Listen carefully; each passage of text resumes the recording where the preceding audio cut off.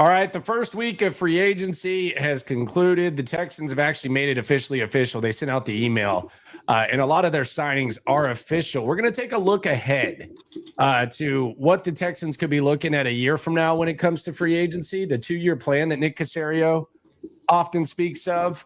We're also going to give you an update on Stefon Diggs, and we're going to look around the division. We're going to take our eyes off our own paper for a minute and just provide a visual and some analysis of what's happened within the division. It is SNL Landry Locker, Cody Stoots with you. Right off the top, we have a Stefon Diggs update, courtesy of Instagram. Stefon Diggs' workout season is upon us. He's posting videos of him getting some work in. So this is on Diggs Insta. 4 months from the torn ACL too. And I'll say this, typically whenever you're posting these videos, especially in the middle of free agency, that probably means the market wasn't too great for you. Yeah, the market seems to have not been as crazy for Stefon Diggs as NBC and Matthew Berry had heard it was at the Combine. So putting some workout videos of him running some, I mean, look, they're fast to me, but they're slow for wide receiver routes. So there you go. Stefon Diggs on the field, working out. I got to imagine that the fact that he's not signed already, there's a lot of concern about that knee. Yeah, and I mean there should be. It wasn't that long ago, and there was already the age, and there's all the extra stuff that was spoken of with when it comes to Stefon Diggs. We also have a tweak with Christian Kirk's money. Texans doing a little bit of gymnastics when it comes to the money. Per Aaron Wilson, they've restructured Christian Kirk's contract with the salary, so they're giving him the signing bonus, creating over $12 million in salary cap space. What do they do with that $12 million? Maybe they could sign some of their own guys or whatever, but that's kind of where they're at with Christian Kirk and the trade that was with him. It's like anytime the Texans end up with like some money, it's like Twitter just becomes like birds out on a power line. Like you hear it just guard. You know, it's just every time money gets freed up. So everyone's like, guard, sign a guard, maybe a center, guard. I'm like, jeez, relax. Okay. There's going to be a battle. Not every dollar is allocated to the guards. Yeah. There's a battle between the skill position guys and the offensive line that's kind of developing. I think there will be a little bit of a quiet phase. And then once draft really, really starts rolling, that's when we start to get like the real battle between the offensive line and the skill guys, which we anticipated. And I don't think that has died down anymore, really, as far as what they've done in free agency or anything like that. But I kind of want to look ahead because we've talked a lot about what the Texans have done and the moves that they made. But we always hear Nick Caserio talk about the 2-year window and the operating and all that type of stuff. And I kind of want to look ahead at what they'll be looking at in free agency next year. And some of this stuff could be taken care of relatively soon. Like we could see some of these guys taken off the list. But I have the Texans' key free agents. And I didn't do the Adam Schefter where I put every single guy on the list. I didn't put MJ Stewart or anything like that on the list. But this is what the Texans will be dealing with for the most part and the decisions that they'll be dealing with a year from now. And as you always like to say, guys that'll be playing in contract years. I know you're a big fan of the contract year. The Danielle Hunter thing is interesting. And I do wonder, I know, for different reasons, but just the business side of things, I do wonder if Danielle Hunter is kind of one of those guys that you say goodbye to next year, where we anticipate that you're eventually going to have to say goodbye to good players. But with what's happening with the DN market and the fact it's going to be his last payday, and you see how much this is elevating, I do think that it might make sense to kind of just let the Danielle Hunter thing play out. Although I bet he's looking at these other guys getting paid and he probably has some ideas, or it's at least crossed his mind that maybe he could get a new deal. I just don't think that would be good business for them at the moment. I try to extend him. And try to have his contract kind of finish up right at the same time as Nico's contract. And that's right when the real big money hits. Because like they signed, like Derek Stingley gets a new contract this offseason. The humongous money doesn't hit for like another 2 years. And the same is for CJ Stroud and Will Anderson. Like those giant, got to maneuver around them cap numbers, they don't show up immediately. Yes, there's a financial commitment to them and you start planning for them, but it's not like Stroud gets money next offseason and right away, bing, bang, boom. It's like right there on the cap, huge bounce, nothing you could do about it. Like you still have some wiggle room. What are you going to use that wiggle room on? Well, there's different options. Danielle Hunter could be one of them. And if you got him for another, say, 2 seasons and then it wrapped up right as that big money actually started to hit, it's not the worst thing in the world. I don't know that it's the absolute best way to spend that little wiggle room, but we'll see how the rest of this offseason plays out, the rest of the season plays out. You don't have to talk contract with Danielle now. You can talk with him in training camp. You can talk with him in the middle of the season if you wanted to.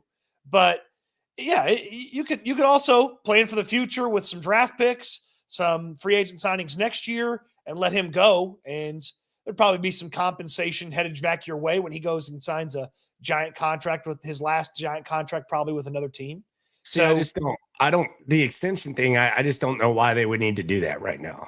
I would rather them just play this out. And eventually, having whatever Danielle Hunter is going to get, and where the starting point is going to be, somewhere around Crosby. He had a better year than Crosby last year. So he's not going to get that type of money. But if we're talking about, the $25 million, $30 million extension for a guy that plays opposite of a guy who's going to be in that ballpark as well, I just think at some point you don't have to give extensions all the time with a year left. I think you just let Danielle Hunter play it out, figure it out. He's not going to make too much of a stink about it. He got a fully guaranteed contract.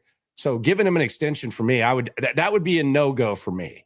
Well, if there's any conversation about the extension, you'd rather pay him now than wait a year. It's only going to get more expensive.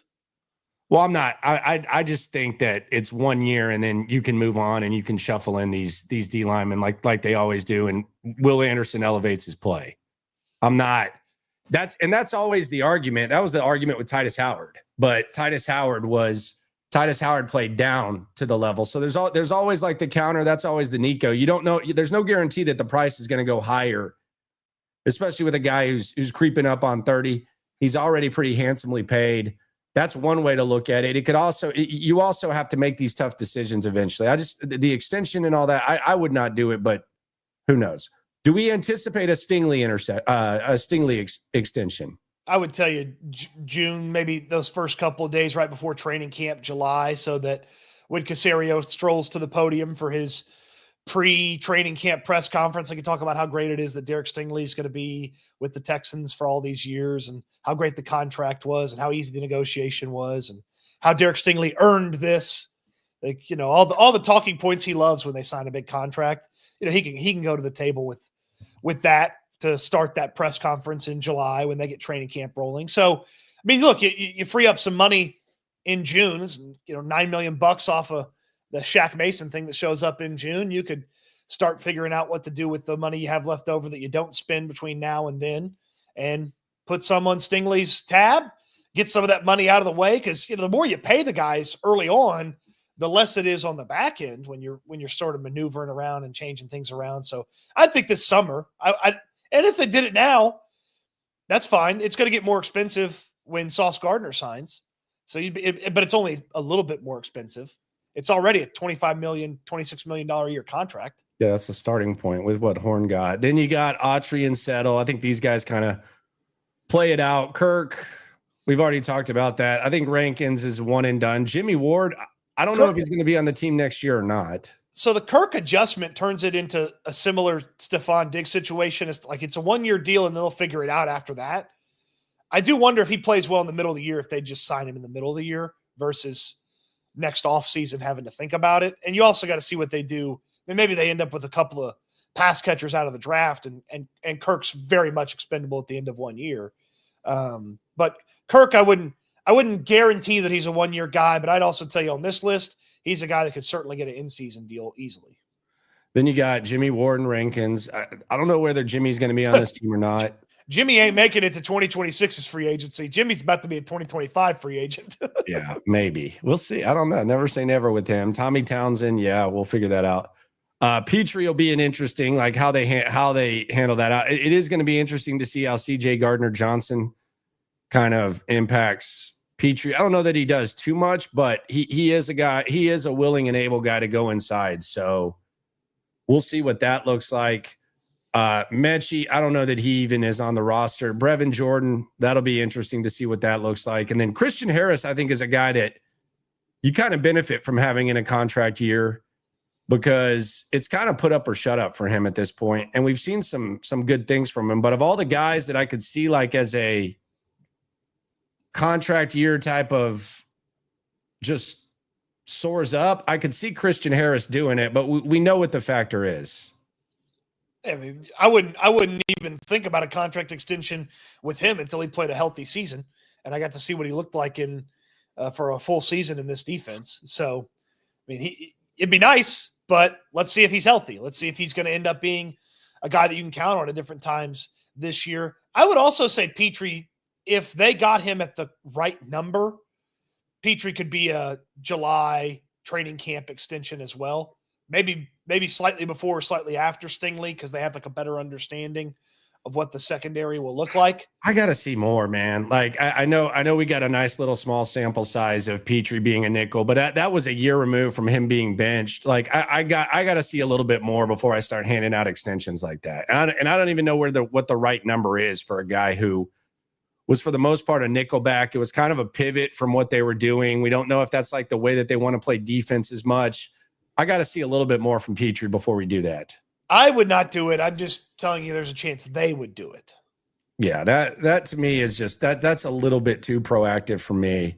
I mean, my God, they gave Jimmy Ward an extension when he was hurt. I know we joke about that. He wasn't actually hurt, but he hadn't shown the ability to stay healthy. And Jimmy Ward got an extension, and then they went and traded for his replacement when they dumped Kenyon Green out. James R asks on the soup.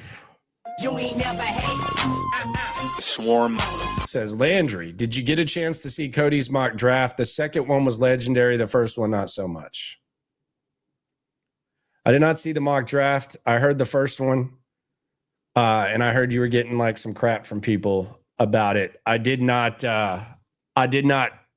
witness the second one, but I understood you were actually stopping your neglect of the skill position guys, which is great. Yeah, the second one we ended up with Emeka Egbuka, Gray Zabel, Tate Ratledge, and Jalen Knoll, and that was about it, because we made a little trade. So it was ended up people. I mean, look, you don't force a wide receiver when you got other needs too. I got Elijah Arroyo too. Like he can catch the football.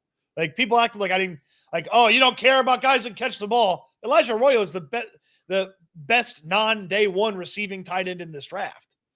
So people were like, oh, who are they throwing the ball to? Elijah Arroyo. That's who they're throwing the ball to. Straight out of Texas to Miami. Yeah. So you have that. Let's take a look now at the rest of the division and what they've done, and we'll provide the visual of that because we obviously have focused a lot on the Texans. Let's take our eyes off our own paper here on SNL. Landry Locker, Cody Stoots with you. It's been a busy, rapid first week of free agency. Start with those Indianapolis Colts. This is everything they've done in free agency. It's been relatively quiet, but they have spent some big bread at the tops. Cam Bynum gets a 4-year, $60 million deal to play strong safety. Then they signed Ward to the 3-year, up to $60 million contract. So they're investing heavily in that secondary. Daniel Jones gets the 1-year, $14 million contract. They're kind of hoping for like a Sam Darnold type of vibe there. Neville Gallimore, 1-year deal.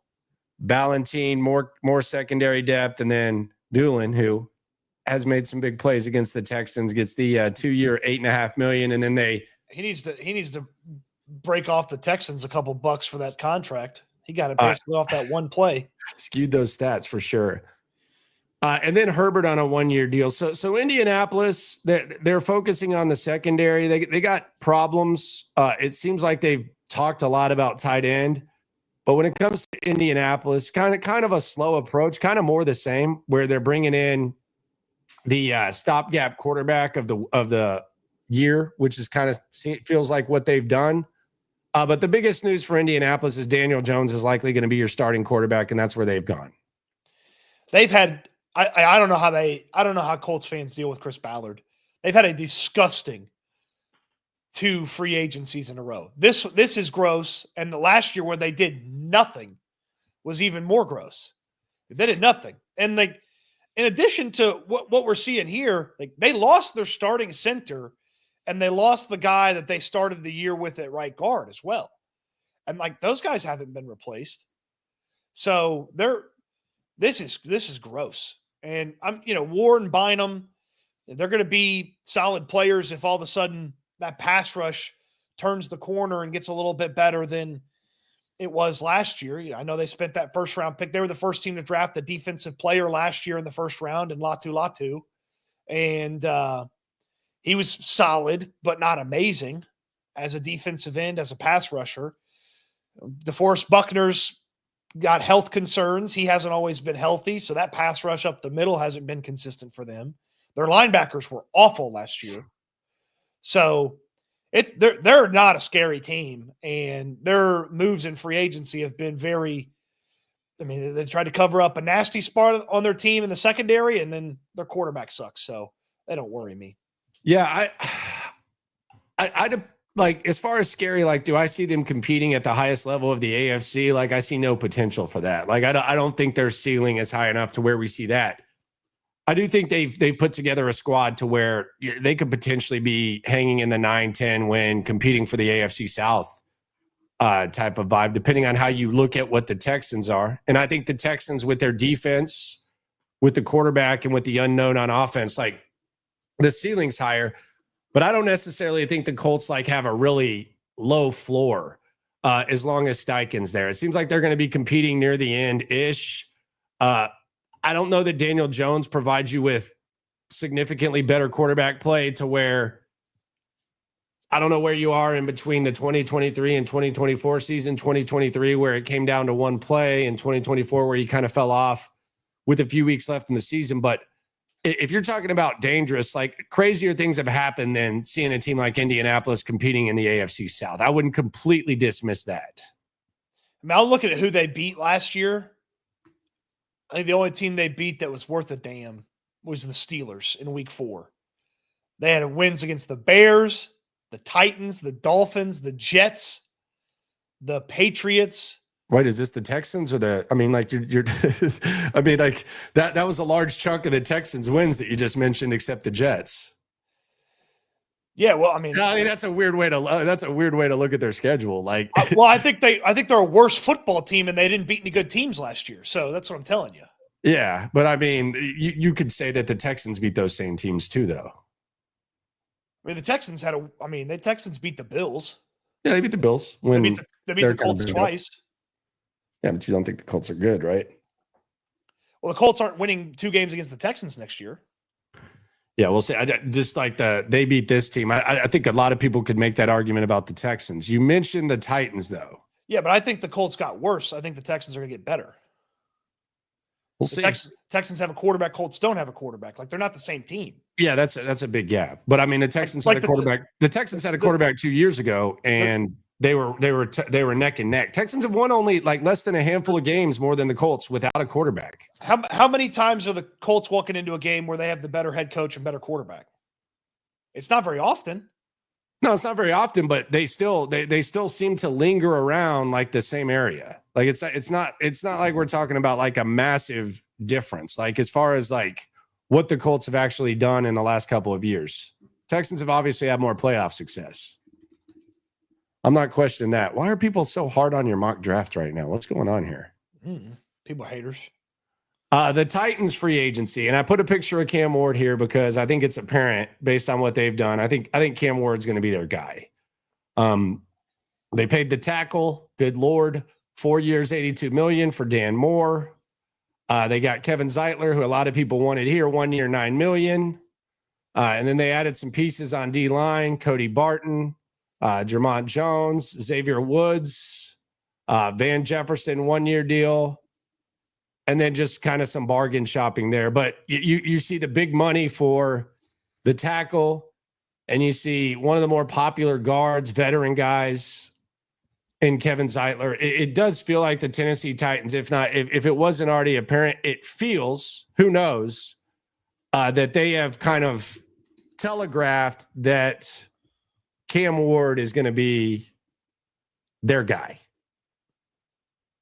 It does feel that way. And I would say about the Titans, this season is all about creating a solid floor for them. Like, because their floor last year was obviously where they ended up, one of the worst teams in all of football. They're in a situation where I'm not going to say they're hoping for what the Texans did in 2023, but the Texans were trying to sort of like, let's find level ground. Let's find out exactly where we are. It turns out they were a little bit better than most people thought. Like the Titans are trying to do the same thing where it's like, let's find some level ground. Let's get our quarterback in here. Hopefully we keep him upright. Let's find out if our coach is worth a damn. And some of these investments we've made on the offensive line, let's find out if they're worth a damn. We'll sort of figure out defense here in the next year or so and just really kind of create a level, like raise their floor a little bit. I don't anticipate that they have the ability to do what the Texans did and then the Commanders did, which is rookie quarterback, highly drafted, boom, go on this big run. But if they could find a floor in 2025, after they had no floor in 2024, that'd probably be, and that's kind of what their moves were about, was doing that. Yeah. I think at the very least, there is kind of like some sort of identity here, which they didn't have last year. They were really just, it was just a terrible balance of we're rebuilding to we're going to spend money on big name free agents. It does seem like they're kind of now, they're at least trying to build around the quarterback. They're trying to get ahead of that. Now, I don't know if Cam Ward's going to be really good or not, but I don't know if Tennessee's heading in like the right direction because I don't know if they have a good coach and I don't know if Cam Ward's good, but they at least have one direction, which is more than you can say for what they had last year. Certainly. They're a bust, but they're really though, and I don't feel like they get enough attention for it already. They're a busted quarterback away from being talked about as one of the biggest joke organizations in the league. Like if Cam Ward doesn't work out, I'm not saying that it's the wrong thing to make, but you start to kind of put in a group the way that they handled Vrabel. They might be looking for a new head coach. Like they don't really quite get as much attention as one of perhaps the most dysfunctional garbage organizations in the NFL. And I think they're drafting an unsuccessful quarterback away from getting that attention. Well, and being stuck too, because that guy's getting 2 years. If he's not good in the first year, you're firing the head coach. You're starting all over. That quarterback in year 2's got a brand new head coach. There's a lot of shuffling that they're going to do. They've got 7 different guys in the front office. Nobody knows who makes all the calls. Like it might be their team president. It might be their GM that they brought over from Kansas City. Owner. It might be the owner. They also hired like 3 other guys that used to be GMs. So they would love nothing more than to have this thing squared away before that new stadium gets going here in a couple of years. But unless Cam Ward turns into something really nice, they may have trouble putting butts in seats in that new place. Yeah, they're a really, really, really, really weird organization, like to say the very least. Like the way that the Vrabel thing went down was strange. Like even if you go back to like if the Jets or Giants did what Amy Adams Stank had done with Vrabel and just the manner in which they handled it, it would be they would be the A topic on NFL shows all the time. Because remember how they got rid of him quick and then they said they wanted to get out in front of the coaching search because they wanted to get a big name, and then they signed Callahan and it was like, well, nobody was going to sign Callahan. Like I thought they were going to go for like the home run. So like the way in which they function, and then you have like multiple times where Amy Adams Stank comes out and speaks out for the general manager and yeah, he's calling the shots and Rand is my guy and we believe in him. And then all of a sudden he's gone. Like they've functioned at as bad of a level as you can. Now, I always say that the lipstick on the pig, the save all butts element of football can be the quarterback. And you can function like that if you find the quarterback.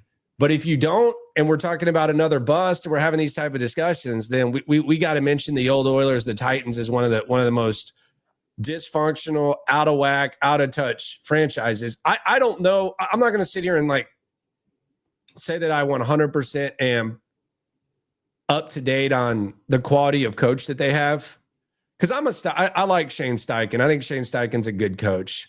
There was some suspect stuff last year, but he was having to work with Anthony Richardson. I think he automatically becomes a good coach not having to deal with that.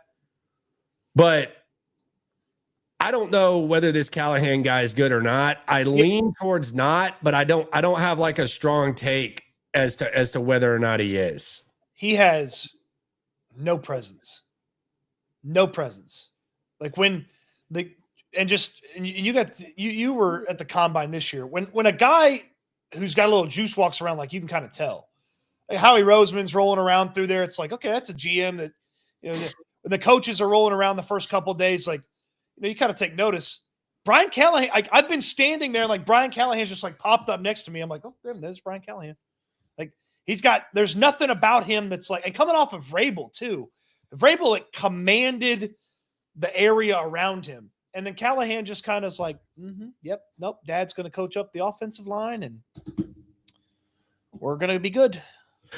Yeah, good. I think you can, like, I think I can understand the case for moving on from Vrabel.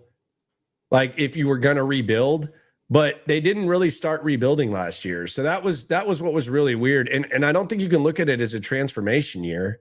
Maybe you can with the result that they got, but it's just kind of a I just, if you want to know if you got a good coach or not, how many teams would fire their guy to hire your guy? I don't think anybody'd fire their guy to hire Callahan. No, I don't think anyone was going to hire him last year. I don't think he's a head coach if they don't hire him. He comes off like the demeanor and like the lack of presence comes off very Bobby Slowick-esque.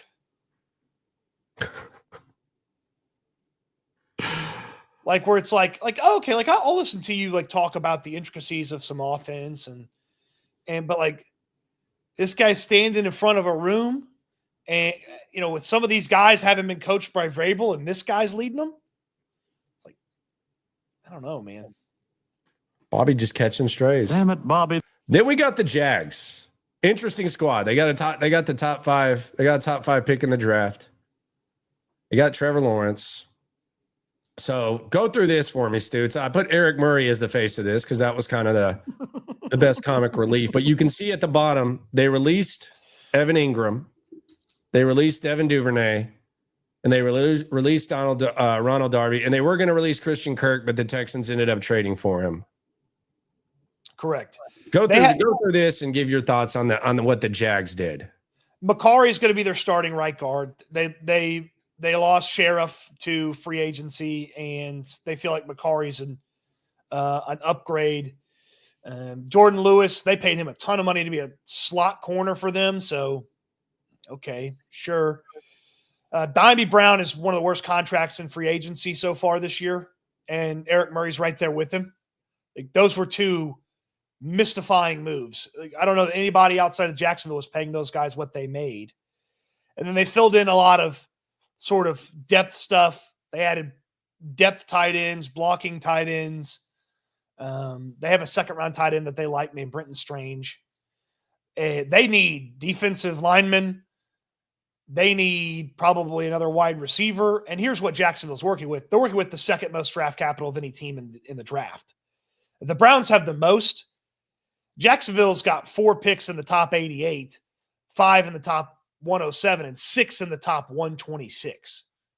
So they're gonna really address things that they desperately need with the draft. They spent some dumb money, certainly, but the draft is where they're going to get, hopefully, in their eyes, a lot better. Yeah, and I do wonder what they're doing at 5. I mean, I think the natural progression is that you think perhaps they're taking a tight end or receiver at 5, and that's why they were so willing to part ways with weapons. And that would be pretty interesting if they went with a tight end or wide receiver at 5. But well, their Wonder Boy GM at one of their introductory press conferences, he got asked about, hey, like, you kind of need defensive linemen. Where are all the defensive linemen? Was basically the question. And he said, well, if I have veterans there, then I don't have a spot to put rookies in. And we've got a lot of draft capital. I think they have 9 picks total. It's like we have a lot of draft capital. And so Wonder Boy was kind of hinting that they're going to go with defensive linemen. I saw Cohen, because they did another one with Baselli where Cohen was kind of teasing that they need offense. They've been heavily linked to the Michigan defensive tackle Mason Graham at 5. I still believe they're going to take an offensive player at 5. I think they're taking Tyler Warren. I do too. I believe they're either taking Tyler Warren or they're taking Tet McMillan. Yeah, and McMillan's your guy. So Tet McMillan's the Arizona wide receiver, and then Tyler Warren's the Penn State tight end. And that gives them a very, very scary wide receiver duo. All right, let's ask the question, because it's Jacksonville. They wouldn't draft Genty, would they? Nah, I kind of think they're in a money spot in the second round to get a running back. You can't base it on tendencies because we've never seen this group draft, but well, I base it on bad organizations do bad organization things. Yeah, that's fair. I don't think they would do that, but I do think in the second round we could see them trying to kind of find a replacement at running back, and it's kind of a gold mine spot if we're being frank with where they are. Whether Hampton falls or Henderson or with all that draft capital, hell, I mean, wouldn't put it past them jumping back up into the first for their guy if they felt like he was going to be there. It'd be pretty funny if they drafted Etienne's brother. Yeah, that would be later though, right? He's probably a day 3 guy, unless the running back stuff gets real weird. Yeah, which it possibly could. It has a very high weird factor to it, the running back. Yes, it does. Could go a number of ways. I could see a scenario where one guy goes day 1, and I could see a scenario where 3, and then all the running backs are gone the first 2 days. I could. There's a lot of scenarios there. I could see where 3 guys go. One of them's the unexpected guy, and then teams at the top of the first are panicking because, like, do I have to get my guy now? Like, is the running back run here?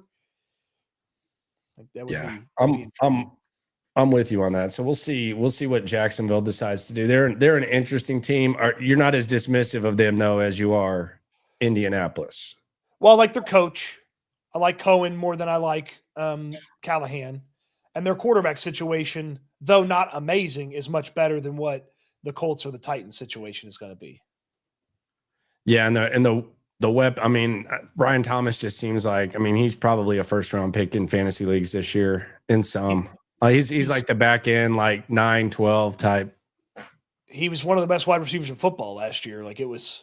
Yeah, I think he was top 10 in receiving yards, and the quarterback situation was even worse than if you're not a Trevor Lawrence fan. And it wasn't really like some people said it was a mop up thing. We kind of squashed that myth. They were in some very close games. Yeah, he was third in receiving yards. Yeah, let me put it this way. If you're drafting like, let's say 5th in fantasy, 6th, 7th, maybe even like 5th through 7th, don't think that Brian Thomas is going to come back to you on the hook in fantasy this year. He's not like maybe even 8. Like 8, you might not even get him at the hook. 9, maybe you can cross your fingers and pray. I would bet against that too. But like, if you think he's going to come back to you on the snake, he's not going to be there. Matter of fact, I think he probably goes ahead of Nico Collins in fantasy drafts this year. I think he probably does.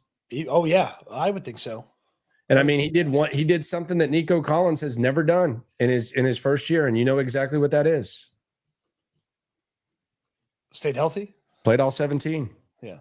Played all 17 games. I'm trying to think now, like, what's the perfect 12, like Brian Thomas Jr. would be the first half of the perfect 12-13 13 turn. Oh, Nico's up there too. Don't get it twisted. You're not. It's not a safe bet to draft 6 or 7 and think Nico's coming back to you either. Don't get it twisted. Like it's a within the same category type of thing. And when Nico's healthy, it's balling out. So it's kind of pick your poison. The only thing is with Brian Thomas Jr. right now, you don't have any skepticism. With Nico, it's like, man, can he stay healthy? That's the only thing. But like, make no mistake about it. When it comes to the AFC South, if you're drafting 7th, 8th. You want Nico or Brian Thomas, chances are you're going to have to go to plan C. Man, I'm kind of salivating at that 12-13 spot. If you just went BTJ and Nico. Yeah, what if you just went BTJ and 12-13, you get BTJ and Nico? That is upside right there. That's what that's almost perfect. That's almost 2,800 yards when it's all said and done. And yeah, that's actually the dream 12. Probably close to 18 touchdowns or so. So yeah, that'd be pretty sick. And the thing about it is, like, we have this discussion. I think it's a good discussion. Like, if Nico's in the lineup, I mean, duh. It's just missing a guy for 3 weeks in fantasy is a big deal, even if, and that's the least amount that he's missed in his career. It's just kind of a big deal. But like this discussion that we're having, a lot of times, like when we're having discussions about AFC South teams, people around the country don't give a shit. Like, it's like, nobody's really paying attention to the Jags Colts.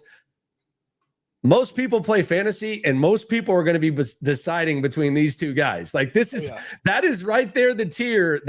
They're going to be deciding between Nico Collins and Brian Thomas Jr. It's going to be a very popular decision this offseason. Oh yeah. Man, I'm wondering now. Wow, I just threw it in the machine. Hey, give me fantasy football rankings. This place has Nico Collins ahead of Brian Thomas Jr. So I don't buy that. I'd put Brian Thomas Jr. ahead of Nico, especially just from a volume standpoint. Like right now, BTJ doesn't have anybody to share with. Yeah, well, neither does Nico, really. Like, Christian Kirk's fine, but like last year, that was the thing. It was like the Texans got this 3-headed monster. I thought Diggs actually looked the best in training camp, and that was kind of like a disadvantage a little bit. And then you thought Tank was coming off the rookie year, but like really at this point, Nico, even if they draft a receiver, Nico doesn't really either. Yeah, I mean, any receiver they draft is, I would tell you if Jacksonville got a receiver, he's probably a little bit more competition than if the Texans got a receiver as far as like taking away from Nico. Because I do believe the Texans are just gonna, if they're better on the offensive line, or they play a little bit better on the offensive line, they can get some leads. They're gonna just put the ball in Joe Mixon's belly and just let it. I don't know that Jacksonville's ever shutting anybody down. Yeah, they need to get him some help though. They're gonna be in some wars. They need to get Mix some help badly. Yeah, but like you know this. I mean, when you're watching a game and you have fantasy football players involved, like close games are better for you when you got a receiver. You want it to be a big lead by the team whose running back you have, because they just keep handing it to the guy, and then next thing that's like Dallas with Joe Mixon last year. Yeah, 70 points or whatever on Monday Night Football, probably flipped a bunch of leagues on their heads. Yep. It'll be interesting to see kind of what that is. And you say all that to just talk about kind of the weapons. Oh, Hardo, Glenn Christmas, got a fish. Look at me. I'm a real football guy. Glenn, this stuff matters. It matters for real ball. What's this fantasy thing I keep hearing about? It matters how you build out your team in real life too. Yeah, and it's just kind of just talking about the weapons and the weapons that are. It's a good measurement of that. Is Matthew Golden going to fall? Cam asks. What do we think? What do we think falling for Matthew Golden? Yeah, what does falling mean? Is that past the Texans? That'd be falling, I would think. Here's the thing about Golden. Here's the tough thing about Golden is some of his landing spots maybe got picked off, but it opened up some other landing spots that would have been a little like Seattle taking him, probably not the best use, but Pittsburgh's not taking him now because they've got Pickens and DK Metcalf. But would LA take him? Would the Texans take him? Like, some of his landing spots got adjusted. Baltimore's not taking him. Detroit's not taking him. Washington's probably not taking him. Buffalo's probably not taking him. So now he gets past the Texans and the Rams. There's a little bit of a tumble factor. Do you think for sure that Pickens and Metcalf are going to be in camp together? This is about the time when I feel like it's accepted. Like it's just a given. It's a given that, okay, the guy who's been kind of a pain in their ass, now all of a sudden it's just, oh, him and DK are going to work together. Are you sure that that's a given? This is about the time where the Steelers would move on from a guy. And we'd look up maybe like the day before the draft or draft day. And, oh, my God, the Steelers have traded George Pickens. It's about that time. Like, because it's just there's a lot to deal with him. Would you be interested? I would not be interested in George. But let's not compare it to Deontay Johnson, though. It's a little bit different than that. Are you gonna go the Deontay Johnson route? No, I would not be interested. The cost associated with it. What do you think the cost is for Pickens? Well, if DK went for a second, Pickens is going for a second and then some. Maybe. I don't know. Well, he's younger and cheaper right now. Yeah, but he's also not as good, and he's also kind of a wreck.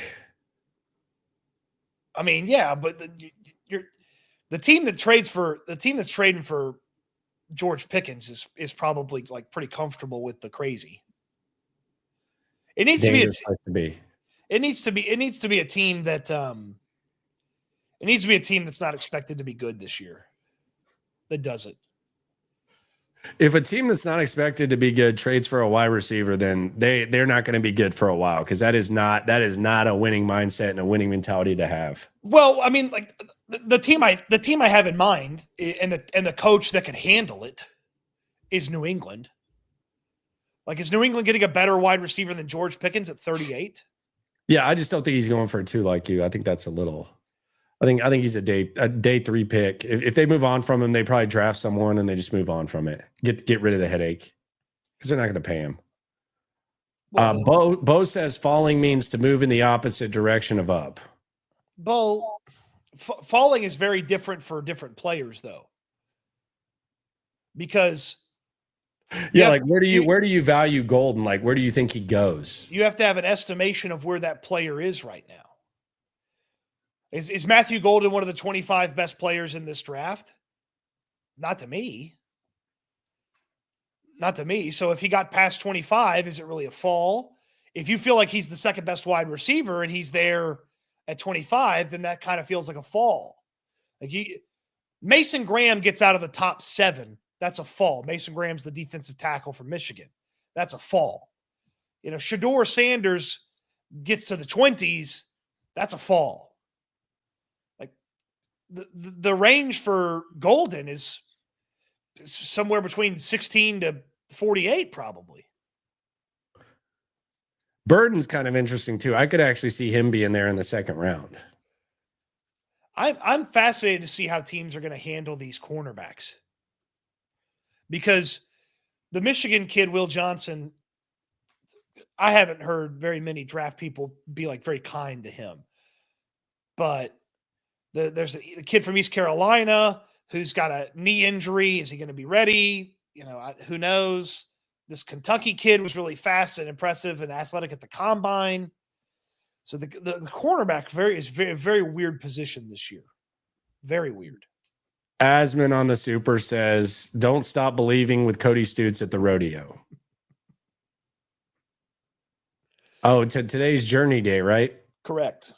Nice. What's so special about Journey Day? They're kind of an annual thing now, right?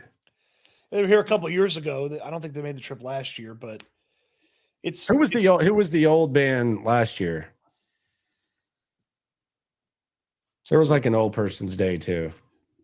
Old person's day. Yeah, Journey. Who was the old band? I'm looking it up. Hold on. John says, let's say that we give later picks up, etc., to get another first round pick. What two guys are you guys calling for? Thank you for all your boys do. Well, I mean, if you're giving up, if you're getting a second, a first, two firsts, then I think that most likely means you're trading up for an offensive lineman. Like I would say that's first and foremost. I would assume that if you trade up for a first, though, you're just giving up your first and some change. Any scenario where you maintain 2 first-round picks, I think that's going to be relatively costly. It'd be really hard to sacrifice the capital to do that too. But I mean, I would tell you it's an O lineman and a wide receiver. They get their O line or they get their wide receiver at 25, and then you're sitting there with, the Chiefs on the clock, and you call Kansas City and you're like, hey, let me get in here and get my offensive lineman. Yeah, it would be probably like in the 2015 range or something like that. Some sort of trade up for an O lineman. And then if you're going up from 25, but if you're having multiple firsts, then multiple first is expensive. It's very expensive. Jake Asman says he's ready to roll the Mixon with Stootsy tonight.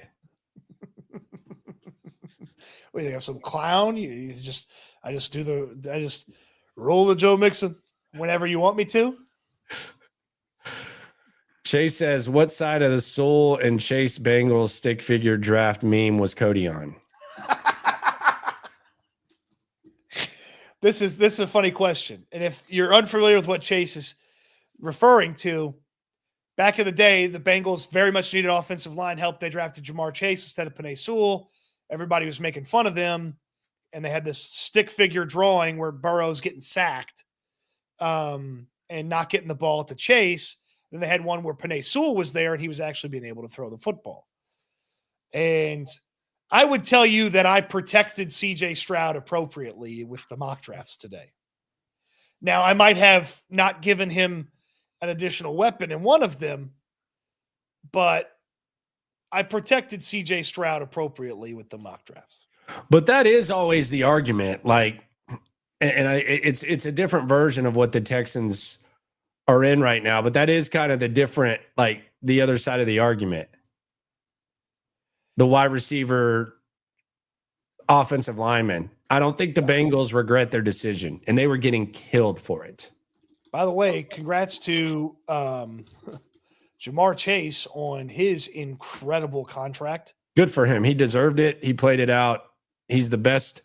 He's the best back and forth in the game right now. Best at the podium. Shout out to Jamar Chase. For those who are unaware of what the meme is that we discussed, we'll show it to you here. Burrow to anybody with Sewell blocking, or Burrow sacked with anybody as the line and Chase down there. Turns out they nailed it. Turns out Sewell's also really good at what he does. Yeah, they both did a good job. Yeah. Amir asks, why can't we get J.K. Dobbins? He is good. He calls him just kidding Dobbins. Shout out to Amir. Just no, there's no use for him outside of being there if Joe Mixon's not there. Like, he doesn't particularly catch the ball really well. He doesn't particularly handle third down duties. Like, he's a great backup if your guy's not there, but using him on game day outside of your main running back, probably not as useful as some of these other guys would be. By the way, speaking of stick figures, I want to kind of take us in a different direction. What do we make of the new Jonathan Alexander approach? Of showing lineups. Like, what are we to make of the Jonathan Alexander lineup? Look at this right here. This was Jonathan Alexander writing down what the Texans defense would look like. He did it on a piece of notebook paper. Mm-hmm. He's got Bullock back here, CJ Gardner-Johnson. He's got Kamari Stingley.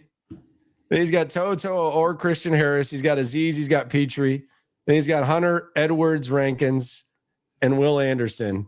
And he just wrote down the Texans defense. Where are we at on this? Do we appreciate the good old penmanship and effort of Jonathan Alexander? Or the penmanship here was not good. I talked about this the other day. Listen to this, Landry. Listen to this. Somebody accused me of criticizing Alexander's penmanship and then promoting Brooks Cabina to then make Alexander look bad. And I was like, what a wild conspiracy theory. That's a weird theory. What a wild conspiracy theory. That's a weird theory. My favorite part of this was Derek's Stingley Jr. because that does not look like a K. It looks like an X. Oh, Derek's Stingley Jr.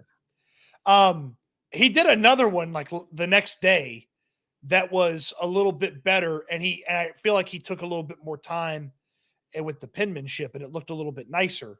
Yeah, we got the draft picks here. Yeah, it was a little. Yeah, this was much nicer. This was less doctor, more writer. The first one was like, maybe Alexander should have gone to medical school because the script pads are, doctors just put whatever. But that one was more writer. I feel like this might be a good bit though. I feel like he might have stumbled into something. Now he's got the offense looks. I actually like this is a lot better than the draft picks. Like I actually think this might be a good bit for him. It's good. I'm going to start anytime I have something that I need to say to him on social media, I'm going to write it down and take a picture and tweet it to him. I think that I really think he's onto something here. The lost art of the penmanship and the lost art of the handwriting. I truly believe that Jonathan Alexander is onto something. I know some people will say, what's he doing? I think he's onto something. I like the bit. I'm going to encourage the hell out of this. I'm going to push him and nudge my boy JA in the direction of the penmanship. He should, you know what he should do? He should write down the tease for his next Chronicle article, take a picture of it, and then he's like, hey, go to the Chronicle website. Here's the tease for it. And he writes the tease out. No, I think this is a really good bit. 100,000% good bit. He might get a pen sponsorship out of this, Yes, it's good. Get Bick to talk to him. Patrick Dean says, how's the Inferno, Stoots? It was still bothering me a good while later. I tried some very spicy beef jerky on the stream. Okay. From the fair?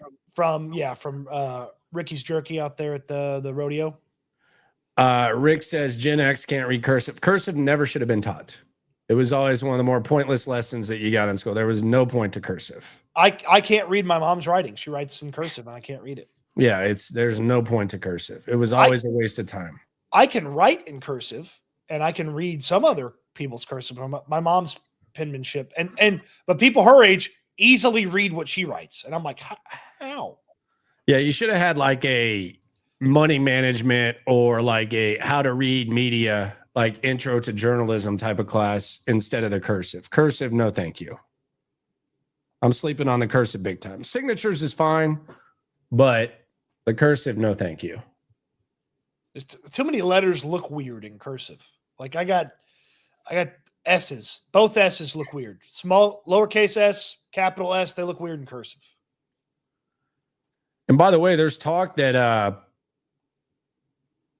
the Bengals are going to hook up Chase and Higgins. So they're going to make them both work. I do not understand the infatuation with T. Higgins that they have. I don't get it. No, I think T. Higgins is like a really, really good two. I think if T. Higgins is your number one, I don't think that's like a great thing. I think T. Higgins is just like a really good two. You draft the hell out of them Bengals offensive players because they're going to be in shootouts every week. The latest popular name with Cooper Kupp, by the way, is the Vikings. That's been the latest kind of buzz there. Well, they got the quarterback on the rookie deal. They already got two really good receivers. With Addison and Jefferson, you put Kupp in the middle, and the rookie quarterback. There's no excuses. They just signed Aaron Jones, so O'Connell knows him a little bit. So that would be that's the latest. The latest buzz is, again, not quite West Coast, but I don't think you can get much more opposite than West Coast, if we're being honest, when we talk about what the West Coast has to offer. But yeah, Minnesota, they've kind of been a popular name, but it does seem like there's a lot of teams, as Patrick brings up, that have been linked to him. Yeah, his agent is either doing a great job getting a bunch of teams interested, or his agent's doing a horrible job getting a deal. I'm trying to figure out exactly which one it is. Yeah, there's a lot of stuff going on with that. Yesterday it was he's not going to take his time. He wants to sign fast. And it's like, does he? Does the NFL want to sign him? No, it always happens with the wide receiver, the secondary market, and I think there's a chance the Texans could hop into that even after the draft. So I don't see Diggs signing anytime soon. Like, what is the payoff of signing Diggs right now? Do you think he signs post draft or before the draft? This is where he signs like today after we post this episode, and then we say that. So I'd say before the draft. Okay. Well, if it's a team above the Texans, maybe that impacts. I don't know that he's the guy that really impacts that decision. Kupp has been linked to the San Antonio Brahmas too. Yeah, he's been linked to a lot of teams. I still feel like, as I look around the league, I'm trying to like place a spot for Stefon Diggs. Dallas. I'd say Dallas, yeah, because they need an outside guy. Dallas. But I've thought him in Arizona fit. I've thought him in Arizona fit. D-Town. He gets to play with his brother. Yep. It wouldn't be super expensive, probably. It's not like they're spending any other money, really. I mean, they've done a few things. They did pay good for the D tackle, so there's that. But like Dallas, just a lot of shine, all that. So I could see Dallas. You got any like little insider info from your Dallas folks that they're in there? No. They're not really in on that. The guy that I like the most wants the Cowboys to take Barron if he's there. Broadus is really pushing the Barron agenda. The corner from Texas. Best corner in this draft. He's pretty darn good. Yeah, best corner in this draft. Not close. Cows could use him. One on the soup says, should the Texans move on from Fairbairn Stoots? It's a good question. Should they, Cody? Longest tenured Texan. Eventually, they should move on from him, but not right now. John Weeks. We hardly knew you. They put out a nice message for him. They put out a nice message for him today. They did. JJ had something nice to say as well. But yeah, John Weeks out. Tucker Addington in. Weeks is kind of getting roasted in San Francisco too. I kind of feel bad for him.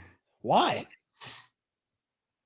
Because they haven't done a lot in free agency. They're getting rid of guys, and then when you find out you sign a 39-year-old deep snapper, and the picture that they're using of Weeks doesn't like make him look like the most athletic guy. It almost looks like one of those memes where they're using like Drewski as the quarterback or Shane Gillis.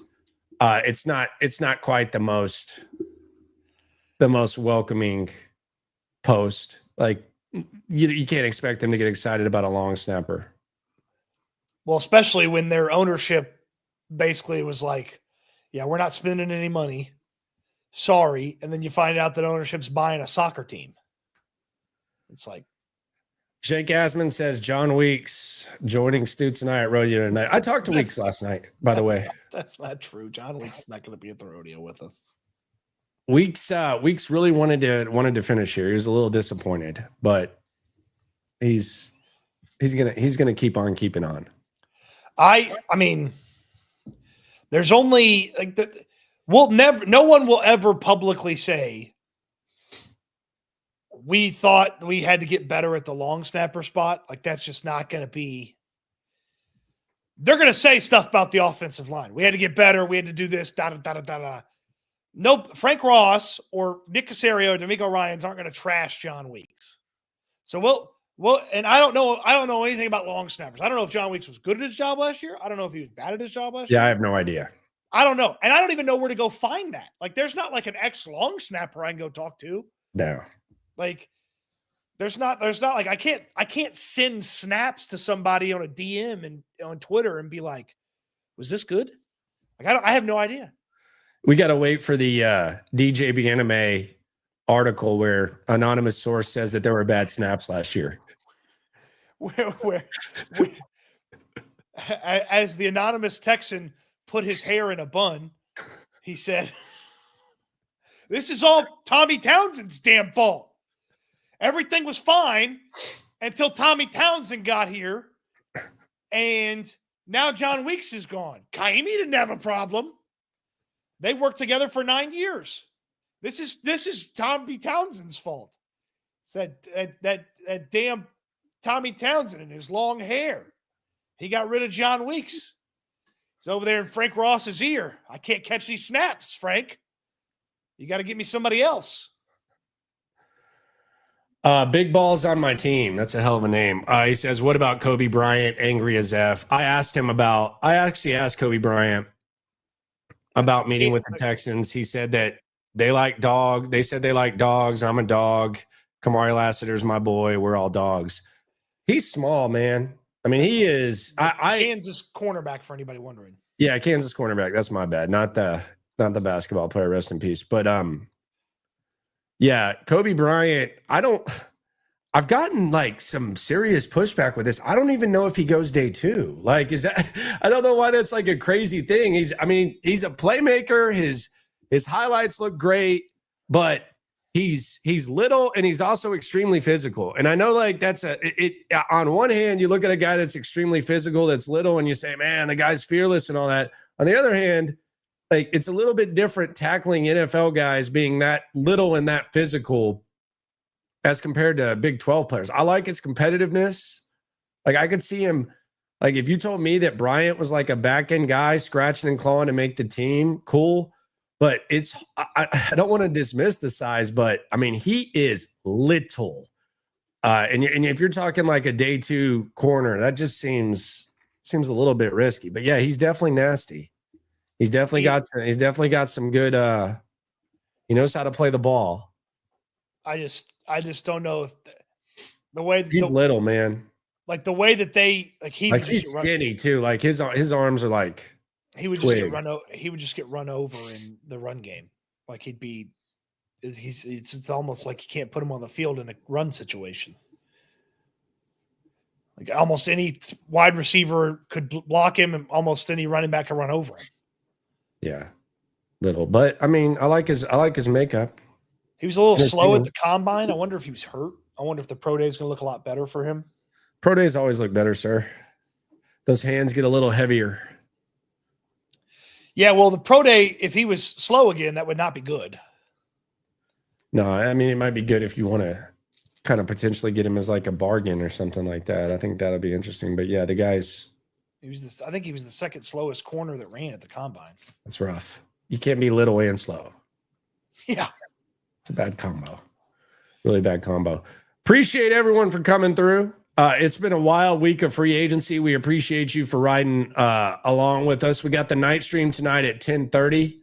We'll get into some stuff, some talking points with the involving the Texans and the biggest battle that this front office faces as the draft approaches. Cody's going to be out at Journey.